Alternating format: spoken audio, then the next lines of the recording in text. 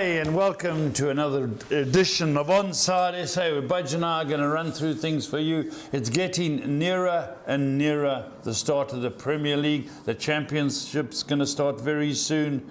And, of course, we've got the Community Shield, which is a week before two big guns meet their Budge, one of them being one of your guns. Yeah. Paul, it's next weekend. I've got to put it to you fairly from up front. Your prediction for United this year, now, it's a long way before we've seen them kick a ball. I think we'll be lucky to finish top six. Okay, and before we get Stevie B on the line, I'm going to ask him the same question. And Spurs, I'm going to tell you top six as well. I say you'll finish top six? Yes, I say we'll finish top six. We were fifth last year. Okay. But I want to get it before the season, and 3 months of the season, we'll review it. I can change my opinion. We'll review it. We've got a lot of talk about. Stevie, are you about? I'm here. Good morning. Good morning. The question I pose is, where do you think Fulham will finish? Somewhere, hopefully, round about halfway or close to halfway. Okay, fair enough. We're just look as if we're looking to make some signings now. You know, would have liked them a little bit earlier, but Emil Smith Rowe hopefully will be announced in the next day or so. Evidently, we've done a deal with a player called Jorge Cuenca from Villarreal centre-back. We're still looking at bringing Andre in from Fluminense. So I'm hopeful that if we get those players in, all decent players. Marco Silva made it very clear. He doesn't just want to add players who aren't sort of better than the ones we've got, if that makes sense. Right. He wants players not just for the sake of it. So last year I think we pretty much did the same. We brought some good players in, and I think if we do the same again, hopefully we will have a reasonable season. Not huge expectation, but it's all about survival and maybe a cup run as we did. So I'd be happy with that. You'll be at the cottage soon. Yeah, 3 weeks. Our first home game in 3 weeks. Okay, but you got some stories here. Man City, what's the latest? Well, it came out of sort of left field a bit. I'm not sure we were aware that they were being investigated, but evidently over the last couple of years, on 22 occasions, they were found that either the match kicked off a little late, or more often than not, they did somehow manage to delay the start of the second half. And one of the ones they cited was the last game of the season against West Ham. Yeah, they kicked off just under 3 minutes behind most of the other games. And it doesn't sound a lot, but actually, if this is a deliberate ploy, so they know how other teams are doing, it can shape how they play out the end of a game. They were obviously found, whether it was deliberate or it shouldn't have happened, and they were fined 2 million. That doesn't sound a lot, but it's the principle, I think, the fact that and I think they will be monitored this season as to whether or not they're sort of maybe just pushing the boundaries a little bit. Yeah, that's true. But you never know where the first half, Steve. Sometimes it's 10, 11 minutes, so it's hard to blame the second half. But the time from the moment the first half finishes till you kick off, I think it's got to be 10 minutes of some sort, which I find strange. 15, is it 15? 15. That's fair enough. Yeah. Okay. Steve, just a couple of transfers in and out. We'll do the major club. We've obviously spoken about Fulham, so we'll mention them a little bit one of the later shows. But Arsenal bringing in David Raya and Calafiore. Good signings? Well, obviously Raya was there on loan, and I think that was always going to happen. Calafiore is not a done deal. It almost is, but he hasn't been sort of formally announced. But my understanding is that will happen very soon. He's had a very good season with Bologna, and obviously got into the Italian team. Yeah. He had injury before, but I think that they see that as a good. He's a very good young defender, and I think that's when defence wasn't necessarily their issue last season. But I think that I was watching somebody this morning talking about it, and Arteta just wants to literally just strengthen some of the key areas. So I think it's quite an exciting young player. Yeah, I think what he's done is he's followed Pep Guardiola's 4 centre-half rule. Because Calafiore is a good centre-half. But if you play him left-back, he's better than Zinchenko and the other guy they had there. And that's what Pep did. He had Aki at left-back, Guardiola, Diaz, Stones and Walker. He never really had a left-back. So he put a centre-half there. They're not going to get caught from set pieces and so on. So He played silver there one day. Yeah, left back. That's when they got rolled. Yeah. But he's not going to do that again. But yeah, I just think he always copies Pep. But I agree, he's a good player. I was surprised Man United didn't try and get him. He was outstanding, for Italy in the Euros. When he never played, they got hammered by the Swiss. And seeing United went after Xerxes, the Dutchman, I thought, looking for the centre half, they may go after him. But I think that's a superb signing for Arsenal. I just think it's at the other end of the pitch that they need to improve. But anyway, Steve, a team I think going to come under pressure this year is Aston Villa. They're buying well. I've seen they bought the left back from Chelsea who played for Dortmund in the final. But Barkley and Onana, does that show their weakness in middle of park? Well, obviously it's interesting that Onana was quite a big fee. Yeah, Barkley, interestingly enough, obviously it seemed to have had a resurgence in his career. Did very well at Luton. Obviously stepping up to another level. Let's say whether or not he'll be a starter in the Villa side, but they obviously felt that, and he's got sort of Buendia back from injury, so he's got a few options there in the middle. But they've Diaby's leaving. Obviously Douglas Luiz has gone to Juventus. Yeah. So they've been very active, probably more so than any other team, apart from someone like Ipswich who needed to bring players in. But say of the teams at the top, Villa have been very active. Yeah, I got a precious season, Champions League, but done great. So good luck to them. I think they've got to keep on to that centre forward, keep hold of him, otherwise they could be in trouble. Liverpool, who beat Arsenal 2-1 last night in America. No signing, Steve. They've only released Thiago and Joel Matip.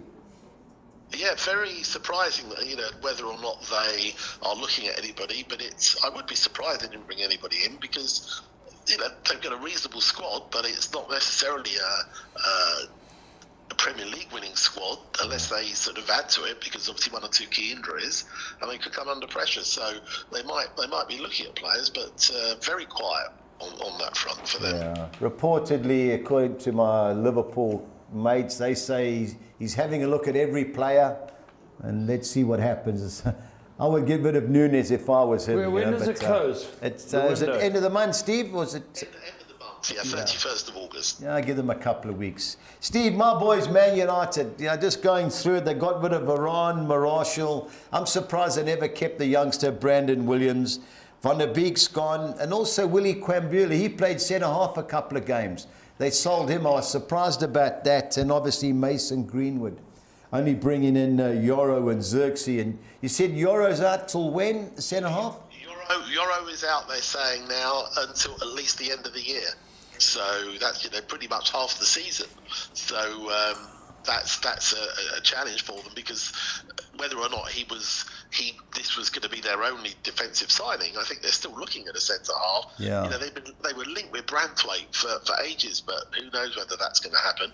Everton, surprisingly, don't seem to be under as much pressure as I thought they would be financially to sell him. Yeah. But certainly United, I think, are clearing the decks a little bit. And again, the whole issue with McTominay, who my understanding was the club were going to sell him because they can make a reasonable profit before they could buy again. But whether or not he will go, he doesn't want to go, but I'm not sure whether the powers will force Ten Hag to let him go. Yeah, like you never know with United. Everything you read, read another column is complete contrast. Man City have signed nobody yet, Steve. Yeah, nobody that's sort of particularly well known. I suspect they will do. I mean, they have brought one or two in, but they're not. Normally they tend to sort of buy players for the future. Whether or not they're going to go out, they made some big signings in the last year or so. Whether or not they're going to go out and add to the squad, I guess Pep feels that what they've got is sufficient. They've obviously got some good young players coming through. The only thing is, their pre-season, we haven't seen a lot of the right. starters, because they were all playing in Europe or South America. So they started off their pre-season matches. The players that probably just Haaland and Grealish with one or two others. Yeah, everybody else has been away. Yeah, I saw Guardiola came off the bench last night. That Oscar Bob, the kid. So let's see. Hopefully, who did he play for internationally? Norway. Guardiola's a Croatian. The boy with the mask. Yes. Oscar Bob's. Yes, he came back a bit. Guardiola looks like me. Odegaard. All right, Paul, on to your boys. I just had a look here. My boys, you had a look what's going on. Spurs released Eric Dyer, Perisic, Sessegnon, Tanganga, and Ndombele. Paul, those are released. Højbjerg. I know Højbjerg got sold. Yeah, so released. Now there's 3 that we, for my money, we're going to look at. You know, you're talking about 4 defenders and having a good, strong 4 defenders. We have got Romero's, who's not playing at the moment. We've got Mickey van der Ven. We've got Dragusin. We've bought Archie Gray. Yeah, midfield player. Yeah, they played him twice at centre half now because the other 3 I mentioned haven't been on tour playing. So they played him. He looked very. You know, they played next to him. Skip. Woeful. He battled. He's a try battle. So for me, I've still got the question mark on Lo Celso, Gil, and Royale. Yeah. Royale came in for the last friendly at centre half as a backup. We've got the defenders, fullbacks, Borrow and the other youngsters. and we got Destiny Udogi. So I think we're strong. We've got a good squad. But as I said before, top 6. But just watching them play, Steve, you're listening to this. I watched them play in Japan. And Japan pushed the ball quickly and they're very good. Yeah. They played a few. They played Song, Kulusevski, players that were established, and then they brought on all the youngsters. Sure, the youngsters were outstanding. Outstanding. We've got some really good youngsters there. I don't know how much time he gives them. He did not give them much time last year. Yeah. You know, he did not give them, but we've got 6 or 7 you mustn't get rid of. They're really good players. Mickey Moore. Whew. Get a couple of them on loan, Steve. Get Mickey Moore, you've heard the name. You've heard the name, Mickey Moore. Well, no, I mean, he obviously was coming through last year, and it might be that they give them the opportunity. You mentioned players at the beginning, like Royale, Gil, Lo Celso. It sounds like they may all be going anyway. Have to. So I think he wants a bit of a clear out, and maybe once he's done that, they'll bring another couple in.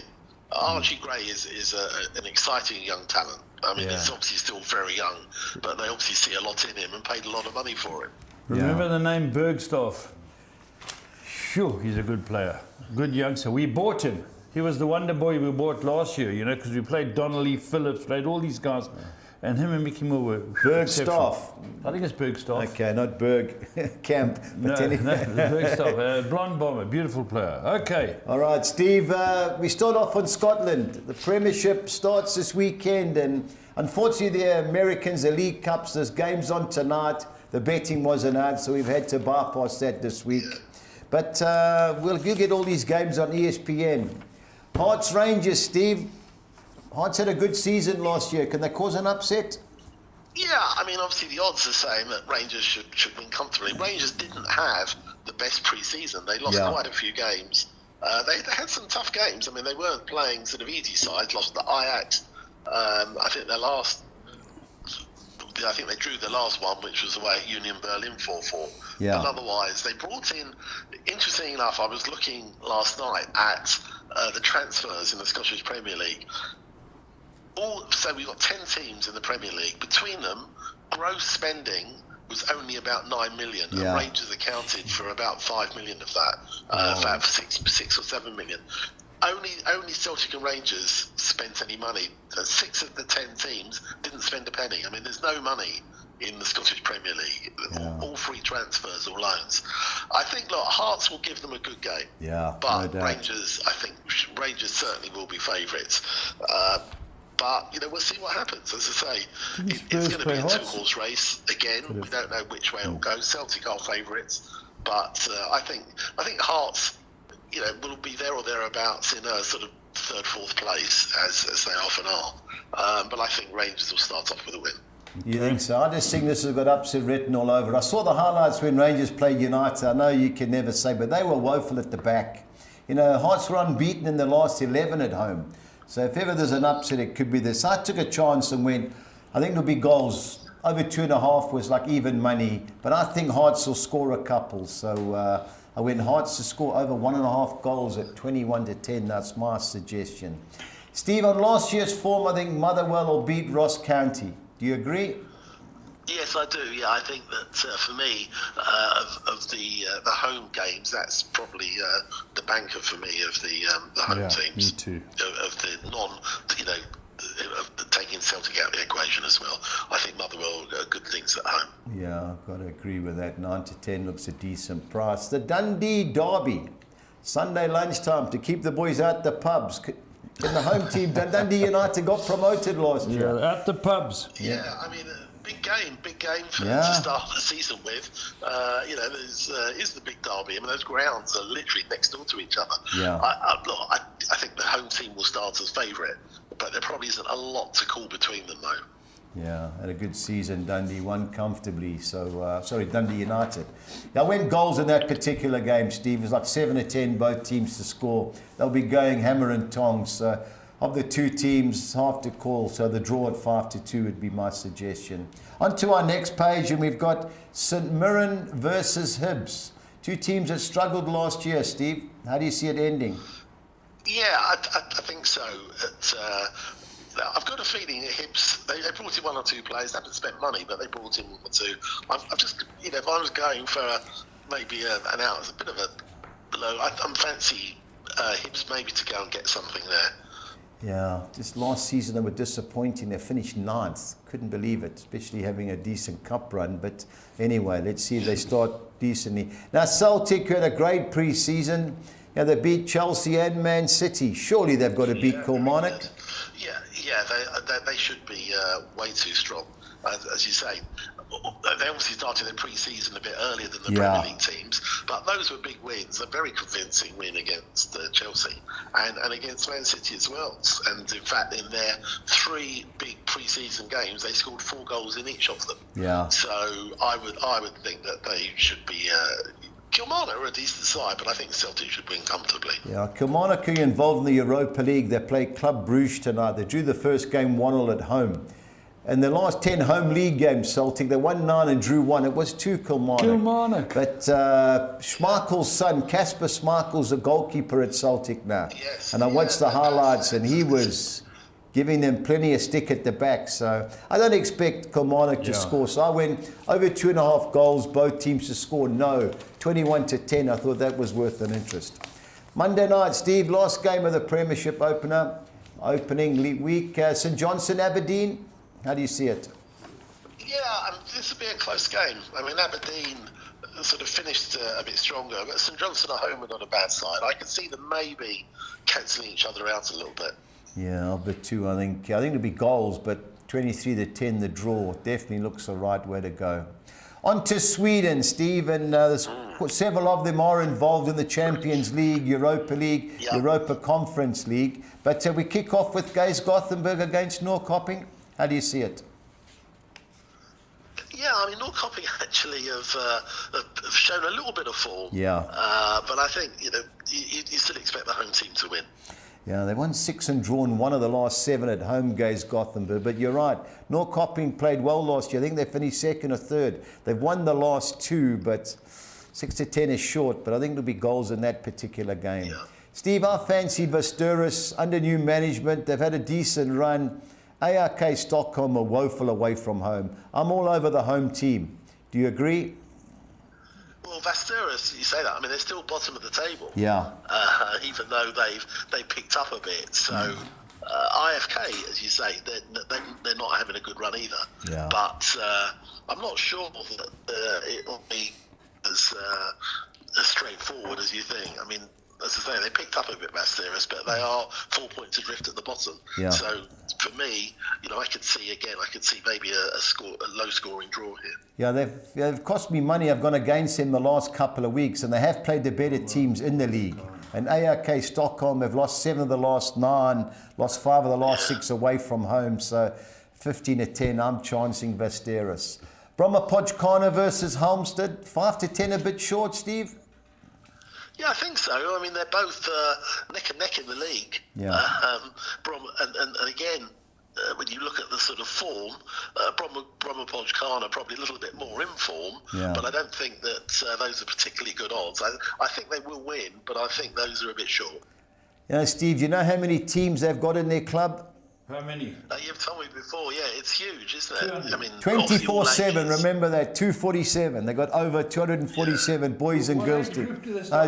Must be 2-3-year-old, but yeah, biggest club in the world. Well, they're in Europe, sorry, I can't say in the world. Couldn't believe it. They were in the Europa League years ago. Where did they play out of? Stockholm. Stockholm, right? They had the best fair play record in Sweden, so they put them in the Europa League. Yeah, I just think Halmstad lost the last 5. That's the only reason why the betting is that different. But I agree, 5 to 10 is short, even though they should win. Finally, Steve, Djurgårdens, you play in the Europa League tonight. Yeah. I think this is going to be difficult. IFK Gothenburg have come right lately. I think there'll be goals in this, Steve. I think IFK Gothenburg will make a game of it. Yeah, but I mean, as you say, Djurgården are playing in the Europa League, but they're having a good run. I mean, they're only 4 points off Malmo with a game in hand. Yeah. And they are probably the most informed team in the last sort of 6-8 games. So I think, again, they are playing tonight, but I suspect they are going to be too strong. So I would still think they'll win. Yeah, agree. I'd win over 2.5. Both teams to score yes at 11 to 10. IFK Vanama versus Sirius, Steve. Which way do you see it going?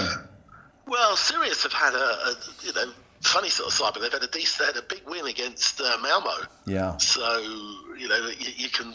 It's hard to, for me. I think hard to bet against them. I fancy them maybe just snatching a result there. Yeah. The only problem with that team is they play on an artificial pitch. When they play Malmo, who's got a grass pitch, it tends to balance it out. But I agree, 15 to 10 is worth having a look at. And last but not least, Steve, Kalmar versus Hammarby. How do you see it? Well, Kalmar are having a shocking run at the moment. I mean, they find themselves sort of one off the bottom. And I just think that Hammarby will be too strong for them. Yeah, got to agree, Steve. I'm all over Hammarby. Steve, last but not least, it's pressure time. You can relax now. Next week, the Championship Community Shield, so you can get the form book out. But you've tipped 3 in a row, Steve. Who are you going for this week? It's going to be tricky. I'm going to go to the Scottish Prem, and I'm going to go for Motherwell as my sort of best bet. And I think I'm going to go for Hibs as my value bet. I just got a feeling that they might just come right and win away from home. But Motherwell definitely for my best bet this week. Yeah, they cost me last year when we did the Scottish Premiership. I think they tossed it. They drew 1-1 at home. I'm going for Hammarby, Steve. I think they'll be too good away from home Monday night. And my value bet is Vastir, as I said earlier. I can't have ARK Stockholm 15 to 10. It's really difficult when you can't watch the games. The Scottish Premiership we do get on ESPN, so I'll be watching a lot of that over the weekend. But Steve, next week, please, Championship, get studying. Yeah, back to some English football. Yep, no doubt. Steve, thanks as always, and we'll speak to you over the weekend. All the best, Steve. Talk to you next week. Bye. Bye. Right, Buzz, let's go and talk about the MTN 8. Yep. Now, it's 1 plays 8, 2 plays 7, you were telling me, and that's it. So let's put our sheet up to see what we got to watch this week. And I know the first game is Saturday at 6 o'clock, Budge, and that's between Orlando Pirates and Supersport. Pirates 2, Supersport 7. This is Paul Young. Our man still in charge of Supersport. Gavin Hunter's still there. Unfortunately, there's been a glitch as far as the MTN odds go, but Pirates are 9 to 10, 22 to 10, and Supersport are 28 to 10. Yeah, Gavin, they haven't signed many players, Supersport. Who went on a tour? Was it Pirates? Pirates, yeah. Pirates are involved with the Champions League in midweek, so they should be a little bit readier. Of the two, Paul, I like Pirates. Me too. But tight game nonetheless. Okay, and then you got Stellenbosch, Budge. Has had a good year. Yeah, it's Stephen Barker's team. There'll be a bit of a feeling to this because they played to the final in Durban here, the Telkom knockout. Yes. And Stellenbosch beat them on penalties. But they're hard to beat at the Donny Craven Stadium in Stellenbosch. Only Sundowns, yeah. So I'm all over Stellenbosch, Paul. I think they'll be too good. What's that major stadium in Greenpoint? That's a Cape Town Stadium. Oh, it's a Cape Town. Okay, got you. Now, Sekakuna against these Cape are next week, Paul. There's 2 games this week and there's 2 games the following week. Okay. So Sekakuna, Cape Town City, a tough game. I like Cape Town City of the 2 teams, but we can discuss that next week. And Sundowns at home, Paul, against Polokwane next Sunday. They lost their last game of the season, Cape Paul. Town City. Last game of the season. 28 games, they lost the last one. Who are the Cape coaches? Is Tinkler still there? Tinkler's still there, And Barker? And Gavin, Steve Barker. Steve Barker. Okay, Then you so can know more. that's interesting. Okay, Budge, now tell me how you've thought this out, because it's a Paul, difficult we've got week. our soccer exotics for the weekend, and a lot of games that are like Charity Shield games and like Turkey and Portugal. So we'll bring the soccer six up. The first game is in Switzerland. I'm siding with Grasshopper Zurich to avoid defeat against FC Basel. St. Truden win and draw at home against Sporting Charleroi. Then on to Brazil. I'm going Vasco da Gama win and draw at home against RB Bragantino. Going for Botafogo to be too good at Atletico Goianiense. Siding with two away teams win and draw. Atletico Mineiro at Criciúma and top of the league Flamengo at Sao Paulo. 192. On to our second soccer six is the Turkish Super Cup. I'm going for Galatasaray to beat Besiktas.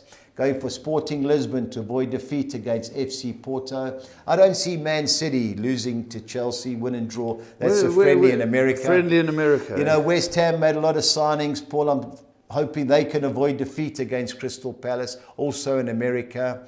Real Madrid win and draw. And I think they're playing in New York against Barcelona. Sorry to interrupt you, but did Man City play Barcelona? Yeah, they drew 2-2 and lost on penalties. I think that was in New York. New York, okay. And I'm going Liverpool, Man United. Can you believe it? A friendly game so early. Where are they playing? I think they're playing in California somewhere, Paul. So I'm going Liverpool, win and draw against Man United. Don't fancy United, 192. On to the soccer 10 for Saturday. I'm going Grasshopper Zurich, win and draw against FC Basel. Two bankers, Galatasaray to beat Besiktas and Schalke to beat Eintracht Braunschweig. I'm going St. Truden, win and draw against Sporting Charleroi, and Sporting Lisbon, win and draw against FC Porto. On to our second page. I'm going Man City, win and draw against Chelsea. West Ham to avoid defeat against Crystal Palace. Got a chance of bankers. I'm chancing Real Madrid to beat Barcelona.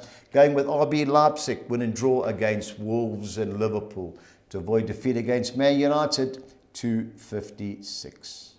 But before you go to the next one, all these teams, do we get a chance to watch these friendlies? Well, some of them, yes. I can get them, I know that. You know, if you've got that international, but if you don't pay for Man United TV and Arsenal TV, you can watch them. You can watch, but you got to. So it's just highlights. On to the soccer 13 for Saturday. I'm bankering Bomber Podgkana to be too good at home against Halmstad. Sandvikens to be too good at home against Gefle. I'm going with Helsingborg, win and draw against Varbergsbois. Siding with FC Michelin to be too good at home against Aalborg.